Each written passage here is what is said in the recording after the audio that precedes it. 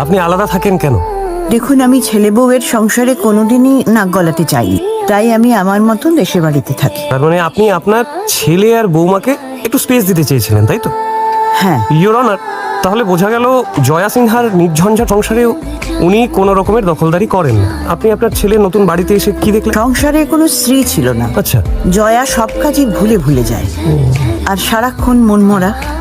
সন্ধ্যাবেলা অফিস থেকে ফিরে কারোর সাথে কথা না বলে একা ঘরে শুয়ে থাকতো। আমি পুরনো দিনের মানুষ, সংসারে অমঙ্গল হবে এই ভেবে ভয় পাই, কিন্তু তাও আমি কিছু বলিনি ওদের। কিন্তু এই নতুন বাড়ি, নতুন গাড়ি, এসব দেখেও কিন্তু ওর মনে কোনো আনন্দ হয়নি। ইওর অনার, নতুন বাড়ি, নতুন গাড়ি, নিজের স্বামী, মেয়ে এবং সদ্য পাওয়া চাকরি, এসবের পরেও জয়া সিনহা খুবই মনমরা হয়ে থাকতেন। ইওর অনার, জয়া সিনহার মানসিক অসুস্থতা নিয়ে অসংখ্য প্রমাণ এই চারিদিকে ছড়িয়ে ছিটিয়ে রয়েছে। মেন্টাল ইনস্টেবিলিটি নিয়ে কোনো প্রশ্ন থাকতেই পারে না। I object, Your Honor.